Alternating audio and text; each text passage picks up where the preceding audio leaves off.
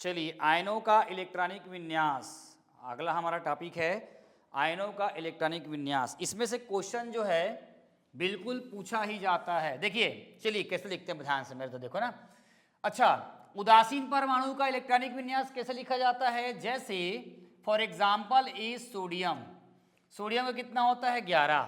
इसको लिखते कैसे हैं? इसको लिखते हैं 1s2, 2s2 और 2p6 और क्या लिखते हैं हम लोग इसको 3s1। ये जो लिखा है मैंने इलेक्ट्रॉनिक कॉन्फ़िगरेशन, ये इलेक्ट्रॉनिक विन्यास जो है वो उदासीन परमाणु का है। उदासीन परमाणु मतलब होता है या तत्व होता है जिस पर किसी प्रकार का कोई चार्ज नहीं होता है, ना तो इससे पॉजिटिव चार्ज है और ना ही क्या है इसमें निगेटिव चार्ज है। हमारा जो हेडिंग है वो क्या है? आयनों का इलेक्ट्रॉनिक विन्यास है। आयनों का इलेक्ट्रॉनिक विन्यास में क्या होगा? प्लस चार्ज होगा या माइनस चार्ज होगा किसी भी एलिमेंट्स पर। फॉर एग्जाम्पल इज मैं पहले बात कर रहा हूं, मगर अगर यही आयन के फॉर्म में होगा, आयन मतलब आपका प्लस चार्ज। अच्छा, आयन कैसे बनते हैं? धातु और अधातु से बनते हैं। आपको पता होगा धातु किसको बोलते हैं? सुनते जाओ, धातु किसको बोलते हैं? देखो ध्यान से, धातु मतलब सोडियम। मैं ले रहा हूं एग्जाम्पल, इसका होता है 11, 2, 8 और कितना होता है 1। अब ध्यान समझना, धातु वे तत्व होते हैं जिनमें इलेक्ट्रॉन त्यागने का गुण और धन आयन बनाने की प्रवृत्ति होती है, धातु कहलाता है। जब कोई उदासीन परमाणु है ना, उदासीन परमाणु इलेक्ट्रॉन त्यागता है तो क्या बनता है? धन आयन बनता है, और ये मूल परमाणु से क्या हो जाता है? छोटा हो जाता है। इस बात को याद रखना, ठीक है। दूसरी बात, अधातु, जब कोई तत्व क्या करता है? इलेक्ट्रॉन ग्रहण करता है। ध्यान समझना, क्लोरीन का होता है 17, 2, 8, 7।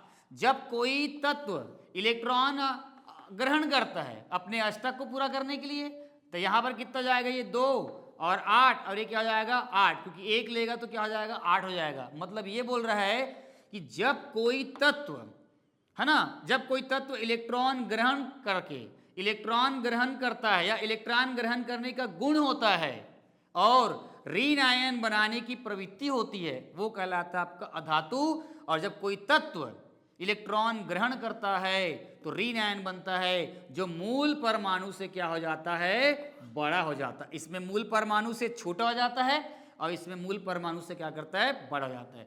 तो हमने यहां पर लिखा है आयनों का इलेक्ट्रॉनिक विन्यास का मतलब क्या हो गया है? इलेक्ट्रॉनों के त्यागने और इलेक्ट्रॉनों के ग्रहण करने के परिणाम स्वरूप ही क्या बनते हैं? आयन बनते हैं, ठीक है। और वो धातु और अधातु ही जनरली क्या करते हैं? यहाँ पे होता है। क्लियर है? चलिए आगे।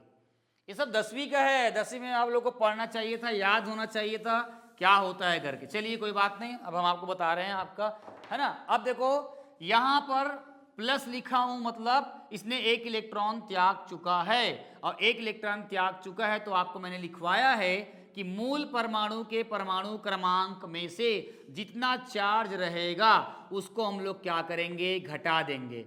तो ये 11 में 1 गया, कितना हो गया? 10। तो ये क्या बन जाएगा? 1s2, 2s2 और ये 2p क्या बन जाएगा? 6। तो 2, 2, 4 और कितना हो गया? 10। और कुछ करने की जरूरत नहीं है। ठीक उसी प्रकार मैं बात कर देता हूं मैग्नीशियम Mg2+ का। मैग्नीशियम का होता है 12, 2 चला गया तो क्या बन जाएगा आपका? 10। तो ओवरऑल क्या बनेगा? 1s2, 2s2 और ये क्या बन जाएगा? 2p6। उतना ही आएगा।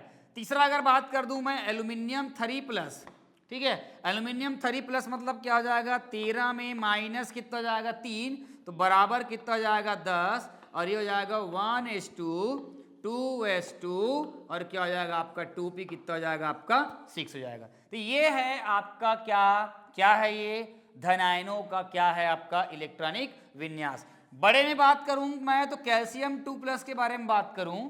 कैल्शियम का कितना होता है? 2+। तो ये 20 में 2 गया, कितना हो जाएगा? 18। तो ये हो जाएगा 1s2, ये हो जाएगा 2s2, ये हो जाएगा 2p6, 10 हो गया। 3s2 हो जाएगा 10, 2 12 हो गया, और 3p कितना हो जाएगा आपका? 6 हो गया। अगर इसमें हम मैजिक नंबर अगर लोड करें और ये किसके मैजिक नंबर के आसपास है? 18 है ना। 18 में तो अपन हीलियम नियॉन आर्गन आता है। हम इसको ऐसे भी लिख सकते हैं, नियॉन मतलब हो जाता है 10, 2 2 4 10, और ये वाले को हम लोग इसको ऐसे भी लिख सकते हैं 3s2, और ये हो जाएगा आपका 3p कितना जाएगा 6। तो ये जितना भी मैंने लिखा है ये धन आयनों का इलेक्ट्रॉनिक विन्यास है। अब मैं बात करता हूँ ऋण आयनों के बारे में बात करता हूँ। तो सबसे पहले मैंने बात कर दिया यहाँ पे फ्लोरीन का होता है 9, और यहाँ अपन एक जोड़ देंगे तो कितना हो जाएगा 10।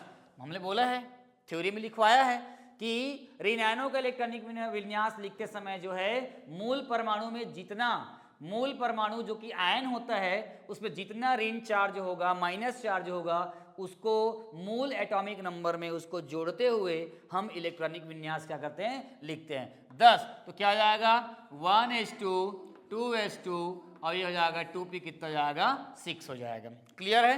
माइनस वाले में हो गया है ना।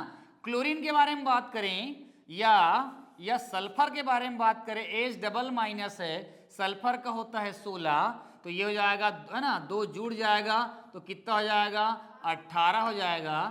ये 1s2 2s2 और ये क्या हो जाएगा 2p6 कितना हो गया 10, 3s2 12 और 3p कितना हो जाएगा 6 कितना हो जाएगा आपका 18। तो इस प्रकार से लिखते हैं।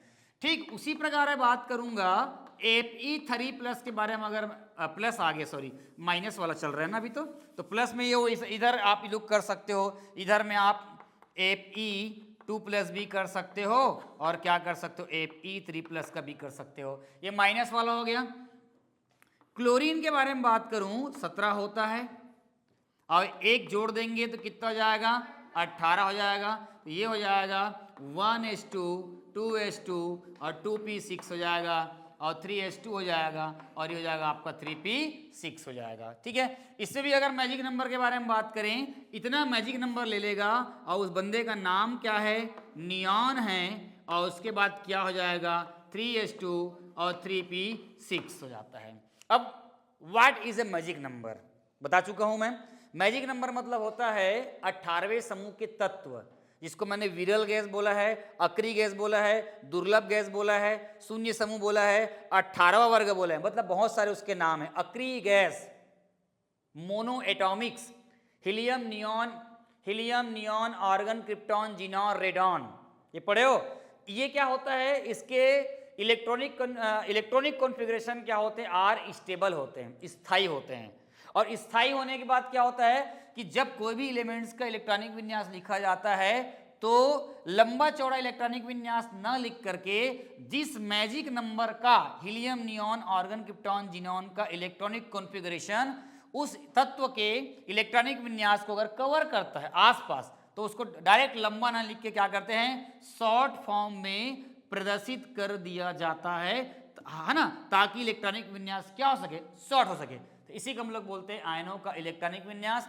11वीं केमिस्ट्री परमाणु संरचना से 11वीं का त्रैमासिक या अर्धवार्षिक या वार्षिक परीक्षा में देता है कि निम्न तत्वों का इलेक्ट्रॉनिक विन्यास लिखिए, ऐसा पेपर में आता है, आपको अलर्ट रहना है। चलिए इसके बाद हम मिलते हैं कॉपर और क्रोमियम का इलेक्ट्रॉनिक विन्यास के बारे में, तब तक इसको नोट करो। चलिए।